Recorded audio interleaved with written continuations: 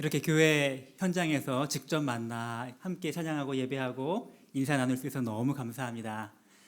여러분 너무 좋으시죠? 네, 우리 속히 우리가 다 함께 한 자리에 모여서 우리 함께 예배할 수 있는 또 그날이 오기를 또 같이 기도하면 좋겠습니다.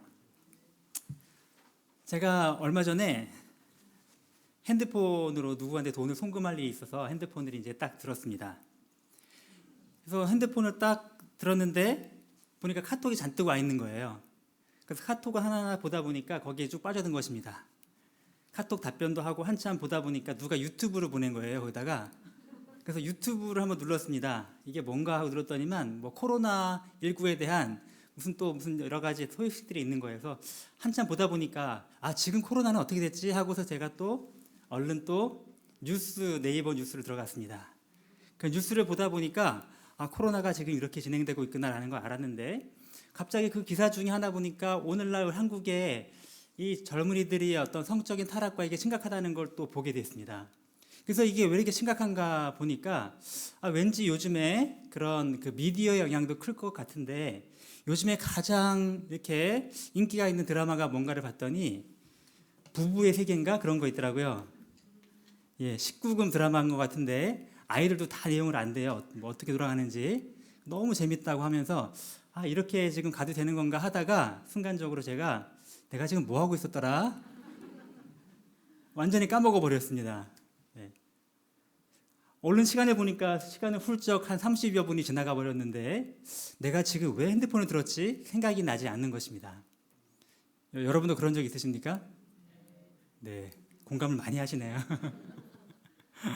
네, 지금 내가 엉뚱한 일로만 시간을 실컷 낭비한 다음에 원래 뭐 하려고 했는지도 기억조차 못한 모습을 보면서 가끔 우리의 모습이 지금 이런 모습인 것 같다 하는 생각을 가져보게 되었습니다. 한국의 교회도 어쩌면 이런 모습을 하고 있지 않나 하는 생각을 지울 수가 없습니다.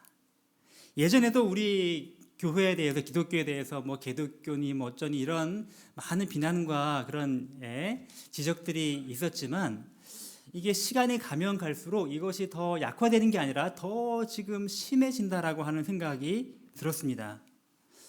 얼마 전에 또 뉴스를 보니 아주 또 이상한 교회가 무슨 리더 훈련을 시킨다고 인분을 막 사람한테 먹이고 그러면서, 이제 안 봐도 뻔하죠. 사람들이 얼마나 이걸 가지고 또 교회에 대해서, 지금 기독교에 대해서 막 욕을 하고 있을까 하는 생각이 참 마음속에 씁쓸했습니다. 정말 사람이 아닌 건물, 사명이 아닌 그죠? 친교, 미래 세대가 아닌 과거 세대에 머물러 있는 것과 같은 우리 한국 교회가 지금 그죠? 뉴스에 나올 때마다 무슨 비리며 무슨 성추행이며 무슨 건물이며 세습이며 온갖 이런 것들로 가득 차고 있는 모습 볼 때 왜 이렇게 됐을까? 도대체 어디서부터 문제가 있을까 하는 생각을 가져보게 되었습니다. 아까 핸드폰 보는 것과 연결시켜 보자면 교회가 처음부터 교회로서 본연의 목적과 본연의 할 일을 잊어버리고 뭔가 분주하게 뭔가 많이 하기는 했는데 막상 내가 지금 뭐 하고 있는지 모르고 있는 그런 모습이 아닌가 하는 그런 생각을 가져보게 되었습니다. 여러분 어떻습니까? 이제 한국 교회나 다른 곳을 향하여 손가락질하기는 아주 쉬운 일입니다. 그것을 타자화시켜서 나는 아니야 하면서 한국 교회를 막 욕하는 것도 아주 쉬운 일입니다. 근데 그 한국 교회가 도대체 누구입니까? 실체가 무엇입니까? 바로 우리 교회인 저와 여러분 한 사람 한 사람이 바로 그 한국 교회고 바로 그 교회의 일원 아니겠습니까? 만일 우리가 정말로 원래의 본연의 목적과 사명 그것을 잃어버리고 뭔지 모를 분주한 일로 이것 하다가 저것 하다가 막 분주하게만 이렇게 세월을 흘리고 만다면 도대체 어떤 모습으로 우리가 남아있게 될지 그런 생각을 가져보게 됩니다. 처음엔 다 본연의 그런 목적과 사명을 가지고 있었겠지요. 그러나 시간이 지나다 보니 나도 모르게 나태함에 빠지고 나도 모르게 게으르게 되고 또는 현실적인 어려움과 여러 가지 일 때문에 본연의 목적과 본연의 사명을 망각해버리고 지내는 일이 많다는 생각을 가져봅니다. 이렇게 여러 가지 숱한 이제 여러 가지 주변의 어려움과 도전 때문에 흔들리기 쉬운 이때에 우리 흔들리지 않고 주님을 따르는 참된 제자가 되어서 본연의 사명을 감당하기 위해서는 어떻게 해야 할까요? 우리 하나님의 말씀을 통하여 오늘 우리에게 주신 하나님의 음성을 함께 듣기를 원합니다. 우리 마가복음 1장 35절부터 45절까지 말씀입니다. 마가복음 1장 35절에서 45절까지 말씀.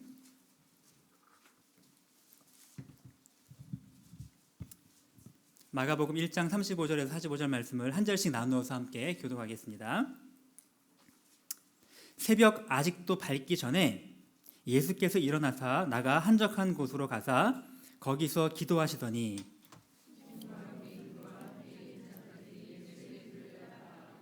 만나서 이르되 모든 사람이 주를 찾나이다.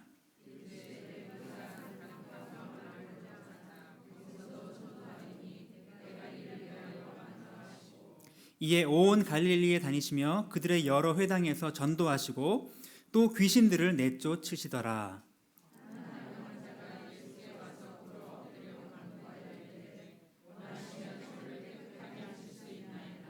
예수께서 불쌍히 여기사 손을 내밀어 그에게 대시며 이르시되 내가 원하노니 깨끗함을 받으라 하시니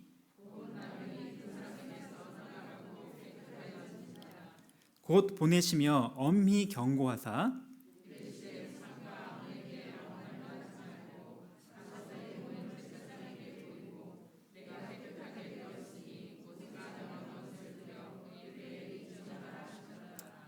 그러나 그 사람이 나가서 이 일을 많이 전파하여 널리 퍼지게 하니 그러므로 예수께서 다시는 드러나게 동네에 들어가지 못하시고 오직 바깥 한적한 곳에 계셨으나 사방에서 사람들이 그에게 나아오더라.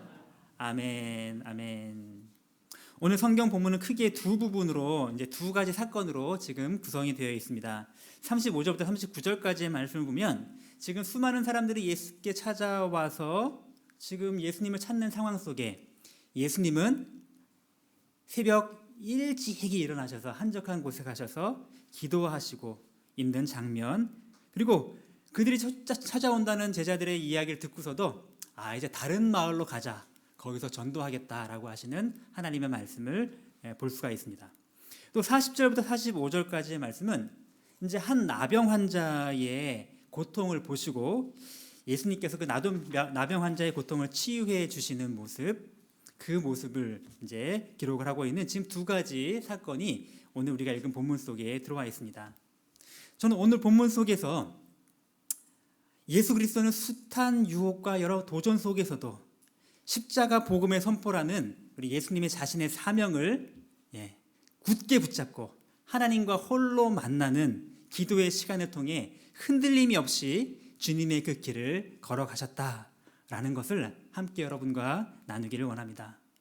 자, 그래서 숱한 도전과 유혹과 어려움 속에도 우리가 흔들림이 없이 하나님을 따라가는, 우리 주님을 따라가는 참된 제자가 되기 위해서는 우리도 예수님처럼 첫 번째는 바른 사명 의식을 가지고, 그리고 두 번째는 바른 동력을 가지고 하나님을 따라가야 한다라고 하는 것을 여러분과 함께 나누기 원합니다. 첫 번째로 우리가 이 세상 속에서 흔들림이 없이 주님을 따라가는 제자의 길을 걸어가기 위해서는 바른 사명 의식을 가져야 합니다. 바른 사명 의식을 가진다는 말, 다른 말로 하면 이런 말입니다. 나는 하나님의 사명을 위해 이 땅에 남겨져 있다라는 것입니다.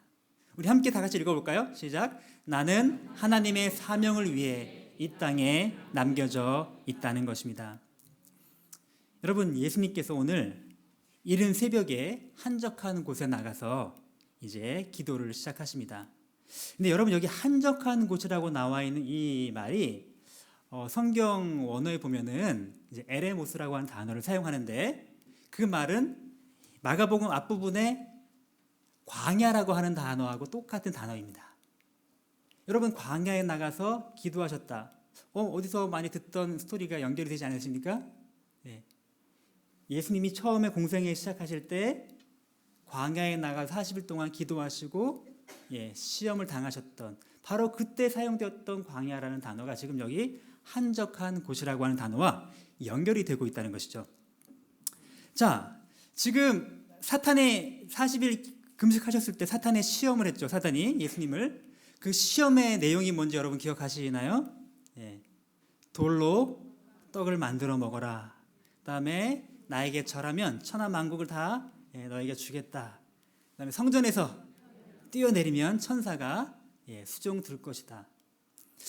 그게 왜 그렇게 큰 유혹이고 시험이라고 여러분 말씀했는지 기억나시나요? 우리에게 아마 했으면 별로 큰 유혹이 아닐 테지만 예수님은 전능하신 능력을 가지고 계신 예수님께서, 그죠? 그 전능하신 능력을 하나님의 복음을 위하여 사용하기 위해 주어진 그 능력을 내 배를 채우고 내 육신의 영광과 안위를 채우는 용도로 사용하게끔 사탄이 유혹을 하고 있는, 바로 그 유혹의 본질이 거기 있다라고 제가 몇 달 전에 말씀드렸던 기억이 납니다.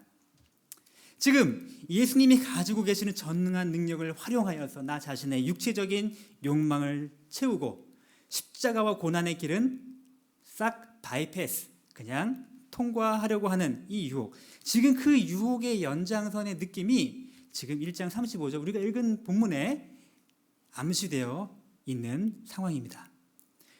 왜 그렇죠? 여러분, 그 34절 이전에 보면 예수님이 동네에서 가버나움에서 많은 사람들을 고쳐주신 이야기가 등장을 합니다. 숱한 병자와 귀신 들린 자들이 예수께 나오자 예수님이 그들을 다 고쳐주셨습니다. 그리고 바로 그 늦은 밤, 바로 다음날 이른 새벽에 예수님은 한적한 곳에 나아가 지금 기도를 하게 되신다는 것입니다. 제자들이 막 찾아옵니다. 예수님한테. 여기 나와 있죠? 모든 사람이 다 주를 찾고 있습니다. 여기 보면 또 재밌는 표현이 하나 등장을 하는데요. 여기 36절에, 그죠? 36절, 37절에 제자들이 예수의 뒤를 따라가서 모든 사람이 주를 찾습니다 라고 이야기하는데, 여기 지금 예수의 뒤를 따라간다 하는 말도 굉장히 독특한 단어가 쓰이고 있다고 합니다. 보통 그냥 쫓아간다는 그런 단어가 아니고요, 좀 강력한 단어를 쓰고 있는데, 사냥꾼이 사냥감을 막 쫓아갈 때, 그죠? 반드시 잡아야 되겠다 하고 막 쫓아가는 그 강력한 느낌으로 쫓아간다라고 하는 뜻을 담고 있다는 것입니다. 모르긴 몰라도 지금 제자들은 지금 눈에 불을 켜고 너무 흥분해서 예수님을 찾아 나섰음이 틀림이 없습니다. 여기 기록된 글자만 보면 그들의 마음에 감동이 느껴지지 않지만 지금 제자들은 예수님을 찾아서 예수님, 지금 모든 사람들이 주님 찾고 있어요. 주님 지금 여기서 뭐 하고 계시는 거예요? 지금 여기서 이러고 있을 때가 아니라고요. 사람들이 다 지금 주님을 찾아 나서서 주님을 필요로 하고 있어요. 이렇게 언제 한가하게 기도나 하고 여기 앉아 있을 수 있을까? 아마 그런 마음의 태도를 가지고 예수님께 찾아왔던 것으로 보입니다. 여러분, 이런 상황이 예수님에게도 상당한 유혹이었을 것입니다. 예수님도 우리와 동일한 인간으로서 모든 면에 동일하게 우리와 유혹을 받으셨기 때문에 앞으로 가야 될 고난의 길, 그렇죠? 고난당하고 머리 둘 곳조차 없고, 그렇죠? 미움과 멸시와 조롱을 당하는 십자가의 길, 육체적, 정신적, 영적 고통을 당하는 그 길을 가기보다는 지금 이렇게 사람들이 박수를 치고 막 환호를 하고 예수님을 다 찾아오는 이런 속에서 여기서 이렇게 있으면 얼마나 좋겠습니까? 아니, 사실 그게 나쁜 일이 아니지 않습니까? 병도 고쳐주고 귀신도 쫓아주고 그 사람들의 아픔과 문제를 다 해결해 주는 것, 좋은 일 아닙니까? 정말 좋은 일 하면서 또 박수 받으면서 인정받으면서 그러면서 보람 느끼면서도 십자가의 길을 가지 않고 편안하게 갈 수 있는 그 상황 속에 지금 제자들이 예수님께 나와 이야기를 하는 것입니다. 이 예수님에게도 이것이 큰 유혹이었을 것이나, 그러나 예수님은 거기에 머물러 있지 않으신 것입니다. 여러분, 지금 마가복음에 예수님께서 이렇게 특별하게 기도하셨다라고 기록된 본문이 세 곳에 등장을 합니다. 오늘 읽은 본문에 등장하는 것이 첫 번째 등장한 것이고요.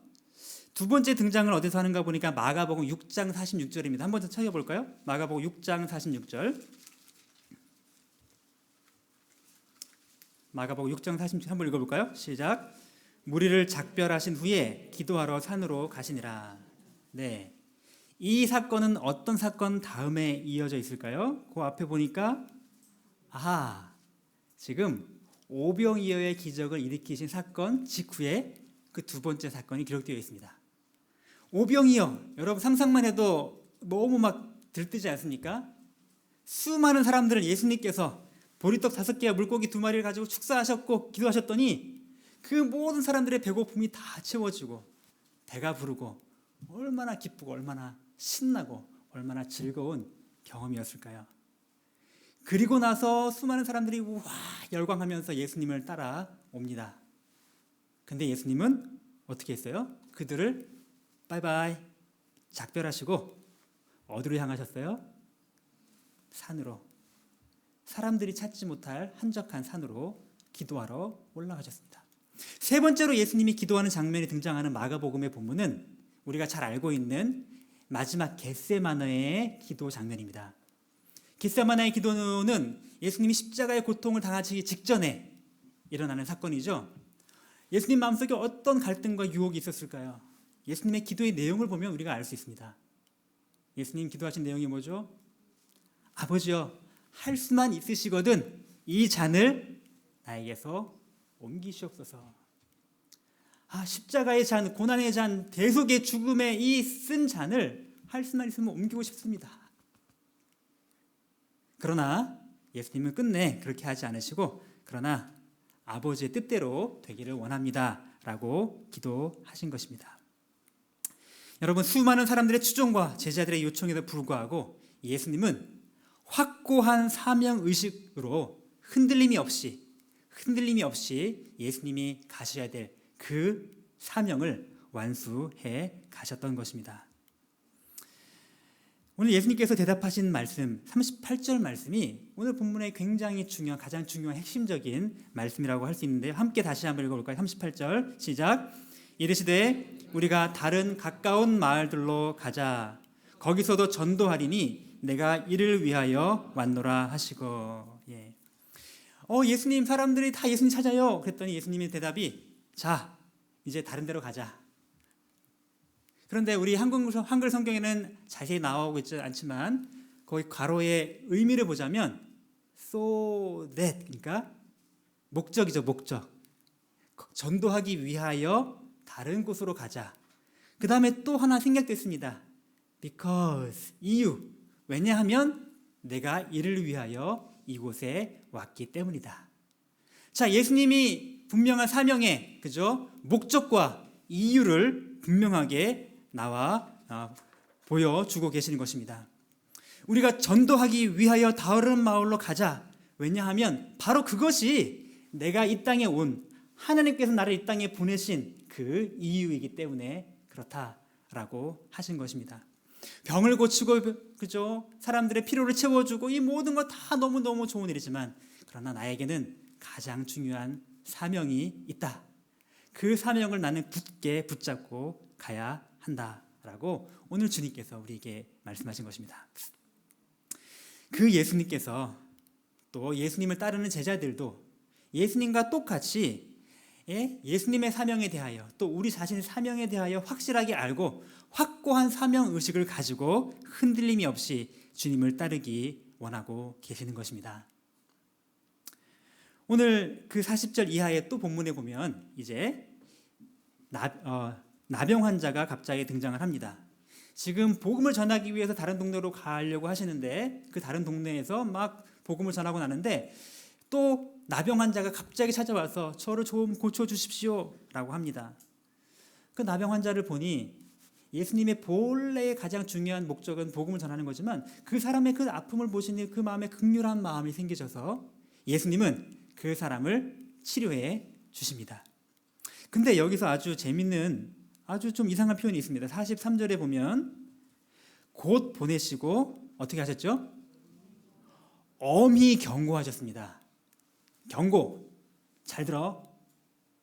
어떻게 하라고 했죠? 아무한테도 아무 말도 하지 마. 아니, 왜 예수님은 아무한테도 아무 말도 하지 말라고 하셨을까요? 사실 예수님이 나에게 행하셨던 놀라운 일들을 얼른 나가서 간증하고 얼른 나가서 증거하고 이것이 더 기뻐하시는 일이 아닐까요? 왜 예수님은 나병 환자에게 입을 닫고 아무 말도 하지 말라고 그것도 엄히 경고하셨을까요?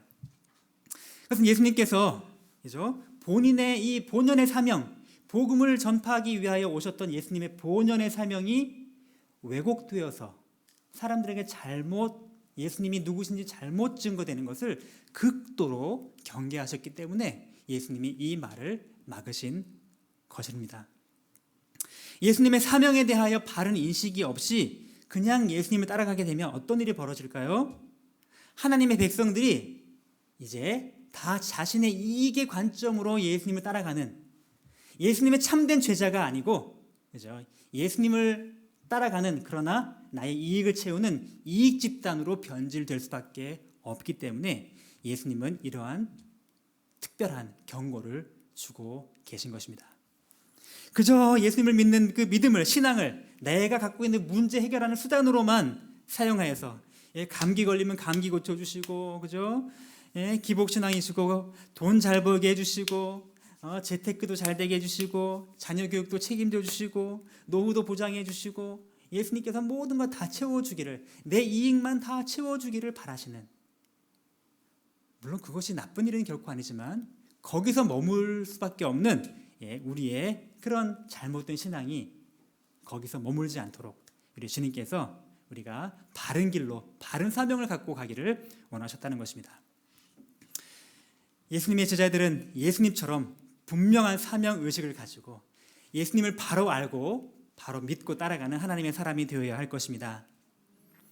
우리도 하나님께서 우리를 이 땅에 남겨놓으신 사명에 대한 확고한 인식이 없으면 삶의 유혹 속에 죄에 넘어가고 평안하고 나태한 삶으로 우리가 빠져들 수밖에 없다는 것을 기억해야 합니다. 다시금 기억합시다. 나는 하나님이 주신 사명을 이루기 위해 이 땅에 존재한다. 하나님께서 나를 이 땅에 남겨놓으신 목적이 있다. 하나님이 내가 심겨진 그 자리에서 섬겨야 될 하나님의 사명을 우리에게 맡겨주셨다.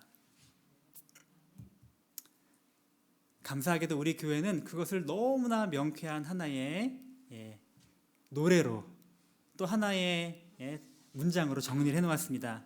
우리 앞부분에 나와 있는 함께 같이 힘차게 읽어볼까요? 시작.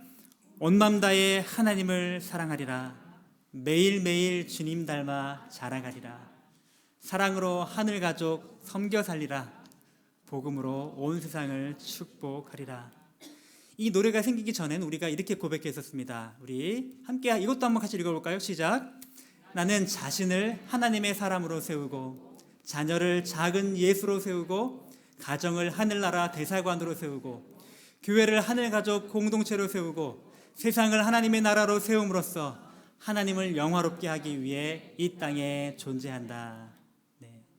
예수님이 본인이 이 땅에 왜 살고 있는지, 하나님의 그 목적과 하나님이 나를 보내신 이유를 명확히 알고 그것을 철저하게 붙잡고 그것을 흔들려고 하는 어떠한 유혹도 과감하게 뿌리셨던 것처럼 우리 주님의 제자들도 우리가 이 땅에 살기 원하신 하나님의 분명한 사명을 가지고 그것을 확고하게 붙잡고 그것을 흔들리기 원하는 어떠한 유혹도, 그것이 아무리 괜찮고 좋아 보이는 일일지라도 그것을 내려놓는 그런 하나님의 사람으로 승리해야 할 것입니다. 두 번째로, 이렇게 흔들림이 없이 주님의 걸어가신 제자의 길을 걸어가기 위해서는 바른 동력을 확보해야 합니다. 그 바른 동력은 무엇일까요? 우리 밑에 있는 글자를 함께 읽어볼까요? 같이 시작. 나는 하나님과 독대하는 기도의 시간을 통해 그 일을 감당할 힘을 얻는다 라는 것입니다. 바로 이것이 하나님의 일을 감당하는 그 사명을 붙잡고 끝까지 갈 수 있도록 붙들어주는 우리의 힘, 우리의 에너지, 우리의 동력이 된다는 것입니다. 여러분, 예수님은 여러분 잘 아시듯이 그의 일생 내내 기도의 삶을 몸소 실천해 보여주셨습니다. 그렇게 바쁘고 그렇게 힘드신 삶의 스케줄 속에서도 매일 새벽에 혹은 밤이 늦도록 또 때때마다 늘 기도에 힘쓰셨습니다. 근데 여러분, 이런 생각해 보셨어요? 예수님이 왜 그렇게 기도를 열심히 하셨을까요?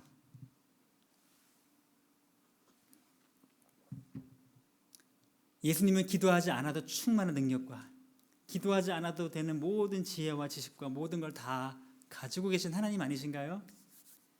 아니, 예수님 자신이 하나님이신데 하나님이 하나님께 기도하면 내가 나한테 기도하는 거 아니에요?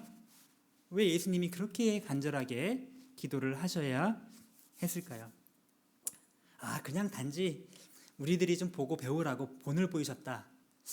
물론 본을 보이신 건 맞지만 그냥 본을 보이기 위해서 한 가짜 기도라면 이것도 이상하죠. 그죠? 아니요. 예수님의 기도는 결코 보여주기식 혹은 모델 가짜 기도가 아니고 진심으로 간절하게 드리는 참된 기도였습니다. 왜 그러셨을까요? 왜냐하면 예수님도 우리와 똑같은 인간이셨기 때문에 그렇게 하나님 아버지께 간절하게 기도하셨던 것입니다. 물론 예수님은 하나님이시기도 하시지만 이 땅에 인간으로 오시면서 전능하신 하나님으로서의 그 능력을 잠시 제한해 두시고 인간과 똑같은 모습으로 거의 모든 면에서 우리와 똑같은 모습으로 그렇게 살아나셨습니다. 그분 자신의 신성의 능력을 거의 아주 특별한 예외적인 경우를 제외하고는 거의 사용하지 않으시고 우리와 똑같은 인간의 연약함과 한계를 가지시고 살아가셨던 예수님. 심지어 많은 성경학자들이 이렇게 이야기합니다. 예수님이 행하셨던 놀라운 기적과 놀라운 이적들조차도 예수님의 신적인 능력으로 하셨다기보다는 우리와 똑같은 인간이셨으나 하나님께 간절히 기도함으로 성령의 그 능력에 힘입어 그 일을 감당해 내셨다라는 것입니다. 여러분 놀랍지 않으십니까? 예수님도 우리와 똑같은 인간으로서 기도함으로 성령의 능력에 힘입어 하루하루를 힘있고 능력있게 살아가시는 힘과 동력을 얻어 나가신 것입니다. 기도 없이는 도저히 살아갈 수 없는 우리와 똑같은 인간으로서 그렇게 살아가셨다는 것입니다. 우리도 그러므로 예수님은 우리의 모델이시기 때문에 우리의 모범이시기 때문에 우리도 기도를 통하여 하나님께 간구한다면 우리도 기도를 통하여 성령님의 능력을 간구한다면 우리의 삶이 예수님의 삶으로 보여주셨던 것처럼 그런 놀라운 능력으로 충만하게 될 줄 믿으시기 바랍니다. 바로 그 예수님의 기도를 응답하셨던 성령님이 지금도 우리의 기도를 응답하시고 우리 안에 내주하시는 동일한 성령님이시기 때문에 그렇습니다. 그러면 예수님은 그 기도를 어떻게 하셨나요? 오늘 본문에 몇 가지만 간단하게 예수님의 기도의 방법을 한번 생각해 보면 좋겠습니다. 예수님은 새벽 아직도 밝기 전에 새벽 미명에 일어나 기도하셨습니다. 단순히 새벽 기도를 하셨다라는 걸 보여주는 것이 아니고 예수님은 어떤 일이든 가장 먼저 기도의 우선순위, 기도의 우선성을 우리에게 보여주신 것입니다. 다른 그 무엇보다도 다른 어떤 일보다도 가장 먼저 기도의 자리, 기도의 변수를 생각하셨던 것이 바로 예수님이십니다. 여러분 예수님이 얼마나 바쁘셨는지 짐작이 가시죠? 우리 지난주에 함께 생각해 봤지만요. 우리 마가복음 우리 앞절들 우리 21절부터 이하에 보시면 예수님이 하루 동안에 안식일 하루 동안에 얼마나 많은 일을 하셨는가를 볼 수 있어요. 마가복음 1장 21절부터 우리가 읽은 34절, 35절 바로 직전 38절까지 하루 동안에 예수님은 안식일에 가서 회당에 가서 하나님 말씀을 전하십니다. 이것 자체만 해도 굉장히 큰 스케줄인데 근데 그 와중에 막 귀신 들린 사람이 막 난리를 쳤잖아요. 거기서 또 귀신도 쫓아내시고 끝나고 이제 회당 밖으로 나오자마자 어디로 향하셨습니까? 베드로 장모의 집에 장모를 찾아가서 베드로 장모의 열병을 고쳐주십니다. 근데 고쳐주시니까 거의 어둑어둑해질 시간이 된 것 같아요. 우리는 그냥 간단하게 그냥 고쳐주셨나 할지 모르지만 예수님은 간절한 마음으로 기도하시면서 고쳐주신 것 같아요. 그러자 이 소문을 듣고 온 동네 사람들이 다 그죠? 병든 사람들 모두 문제가 있는 사람들 다 몰려들어가지고 그 사람들 다 치료해주고 다 고쳐주고 다 귀신 쫓아주고 아마 정확한 시간은 나와 있지 않지만 적어도 아주 늦은 시간까지 아마 밤 늦은 시간까지 12시, 1시 이상까지 그 치유의 사역이 계속 되셨을 것입니다. 그런데 그 다음 새벽에 뭐 했다고요? 일어나셔서 한적한 곳에 나가셔서 하나님과 독대하여 기도하는 그 기도를 놓치지 않으신 것입니다. 우리들도 우리 삶에서 이 기도를 첫 번째 자리에 두는 그런 하나님의 사람이 되어야 할 것입니다. 바쁘고 피곤하고 할 일도 많이 있지만 그러나 그 모든 일들을 기도 없이 하는 그런 우를 범하지 말아야 할 것입니다. 이것도 해보고 저것도 해보고 다른 할 거 다 해본 다음에 그냥 마지막으로 보험 들듯이 기도도 하는 그런 사람이 되어서는 안 될 것입니다. 첫 번째 할 일이 하나님께 나와 기도하고 하나님을 독대하는 그 일을 감당해야 할 것입니다.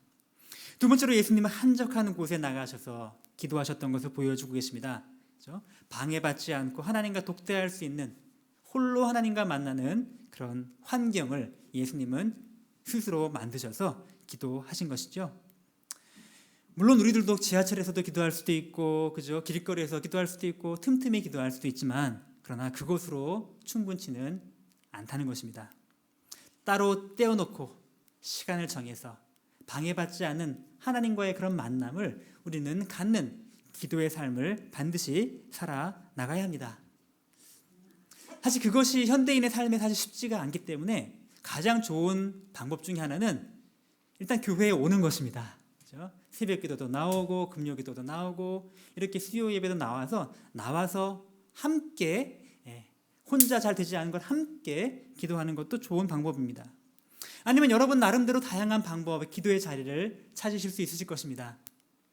어떤 분은 직장에 제일 먼저 출근하여서 아무도 없는 조용한 사무실 책상을 하나님과 만나는 그런 한적한 장소로 삼는 분도 계시고, 또 어떤 분들은 아이들 다 학교 보내놓고 직장 출근시켜놓고 조용한 집에 식탁을 하나님과 독대하는 기도의 자리로 삼고 하나님을 만나는 분도 계십니다. 이도 저도 잘 안 되시는 분들은, 그죠? 자동차를 운전하면서 찬양을 크게 틀어놓고 그 찬양 속에서 하나님의 은혜를 경험하면서 운전하는 과정 속에 하나님을 기도하고 하나님을 만나고, 집에 들어가기 전에 주차장에 잠깐 세워놓고 짧지만 그러나 간절한 마음으로 기도하고 그 자리를 하나님과 만나는 한적한 장소로 삼는 분도 계실 것입니다. 여기건 저기건 어디건 하나님을 만나 독대할 수 있는 기도의 자리, 그 기도의 자리, 그 환경을 우선순위로 만들어 놓는 하나님의 사람이 되시기 바랍니다. 또 세 번째는 예수님은 습관을 조차 그리고 사모하는 마음을 가지고 기도하신 것을 알 수 있습니다. 오늘 본문 35절에 기도하시다라는 단어들 동사를 쓰고 있는데, 이 말은 이제 히브리어 문법으로 미완료형이라고 합니다. 그냥 미완료, 그 말 그대로 아직 완결되지 않았다, 이 말은 계속적으로 반복이 되고 있다라고 하는 의미를 가지고 있다라는 것이죠. 그러니까 예수님은 이날 딱 한 번 기도하신 것이 아니고 계속하여서 이 기도를 반복적으로 행하셨다라는 것을 알 수 있죠. 같은 일을 반복적으로 행하면 이것이 무엇이 될까요? 습관이 되는 것입니다. 습관. 또 누가복음의 말씀을 보면 아예 정확하게 이렇게 말씀하고 있죠. 예수께서 습관을 조차 기도하러 올라가시더라. 습관을 조차. 여러분, 기도는 우리 영혼의 영적인 운동입니다. 운동하시면 아시겠지만 항상 운동할 때마다 기분이 좋고 항상 더 하고 싶으시죠? 그렇지 않고, 그럴 때도 있지만, 그죠? 요만큼만 하고 그만하고 싶고 안 하고 싶고 편하게 쉬고 싶은 것이 우리의 인간의 마음. 기도는 영적인 운동과 같다라는 것입니다.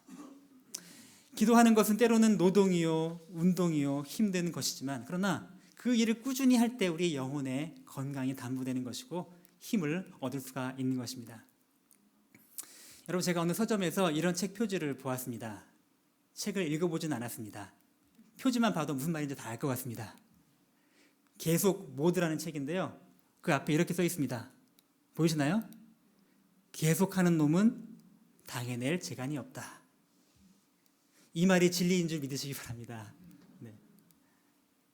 계속하는 것, 그죠? 꾸준히 하는 것, 하나님께 지속적으로 나아와 하나님께 무릎 꿇는 사람, 이런 사람을 당해낼 사람은 없을 것입니다. 여러분, 낙수물이 바위를 깨트린다라고 하는 그 말을 잘 알고 계실 것입니다. 아주 작은 것, 아주 작은 한순간 한순간이 끊임없이 모여 우리 작지만 때로는 조금 힘들고 때로는 피곤하고 때로는 졸다 가고 때로는 잘 안 되는 것 같지만, 그러나 그 작은 기도의 시간들이 모여 하나님의 놀라운 일들을 이루어가게 될 것입니다. 흔들림이 없이 주의 길을 걷기 위하여 기도에 힘쓰는 하나님의 사람이 되시기 바랍니다. 여러분, 우리 교회의 역사를 살펴볼 때 위대한 믿음의 사람들 중에 기도하지 않고 하나님의 쓰임 받은 사람이 단 한 사람도 없었다는 것이죠. 하나님의 손에 쓰임받은 사람들 중에 기도하지 않고 쓰임받은 사람들이 없다는 것이죠. 찰스 시몬이라는 영국의 위대한 설교자는 새벽 4시부터 4시간을 항상 기도하는 일에 사용했다고 합니다. 존 플래처라고 하는 사람은 얼마나 열심히 기도했는지 자기의 방의 벽을, 계속 그림을 보여주세요. 자기의 방의 벽을 기도의 숨결로 얼룩지도록 만들었다라고 기록을 하고 있다고 합니다. 조셉 얼라인이라고 하는 사람은 매일 새벽 4시에 일어났는데, 기도하기 위하여 일어났는데, 그때 보면은 신문 돌리는, 그죠? 신문 배달원이 이미 일을 하고 있는 걸 볼 때마다 마음에 가슴을 치며 탄식을 했다고 합니다. 아, 부끄러운 지고, 내 주께서 저 사람의 정성보다 못한 대접을 받고 계시다니 하면서 가슴을 치며 탄식했다라고 기록하고 있습니다. 에드워드 페이슨이라고 하는 사람은 얼마나 기도를 간절하게 했던지, 그가 기도의 자리로 삼았던 마룻바닥이 그 무릎 모양만큼 움푹 패여 있는 모습을 역사적으로 기록을 하고 있다고 합니다. 여러분 잘 아시는 마틴 루터, 종교개혁자 마틴 루터는 이렇게 얘기합니다. 나는 매일 아침 2시간을 기도하지 못하면 그날은 마귀가 승리한다라고 믿는다. 근데 나는 일이 너무 바빠서 너무 바쁜 날에는 하루에 3시간씩 기도한다. 왜냐하면 그 일을 감당할 힘을 더 하나님께 공급받아야 하기 때문이다 라고 이야기를 하고 있습니다. 제가 청년 시절에 다녔던 교회에 이런 액자가 걸려있는 것을 저는 마음속에 늘 기억을 합니다. 어디 딴 데 가도 이런 액자를 본 적이 없어요. 아마 직접 누가 만드신 것 같아요. 제가 초등부 교사였는데 초등부 교사실에 걸려있었어요. 뭐라고 써있죠? 같이 읽어볼까요? 시작. 기도는 나의 본업이다. 지금 내가 하는 가장 중요한 나의 메인 잡이 기도이고, 다른 모든 것들은 그 본업을 이루어 나가는 부차적인 일이다라고 하는 이 짧은 고백이 마음속에 깊이 남아서 나의 삶에 영향을 끼치고 있습니다. 제가 모교회 이야기를 조금만 더 드리자면은, 제가 청년 활동을 하는 그 시기에 그 모교회에 큰 환란이 찾아왔습니다. 담임 목사님이 이제 당시에 은퇴를 하시게 되셨는데, 은퇴를 하시면서 후임 목사님은 한 분을 이제 추천하셨는데 성도들이 다 부결을 시켜버렸어요. 그리고 나서 5년 동안 담임 목사님을 구하지 못한 채 교회가 끊임없이 막 분쟁이 벌어졌었습니다. 장로파와 안수집사파가 싸웠습니다.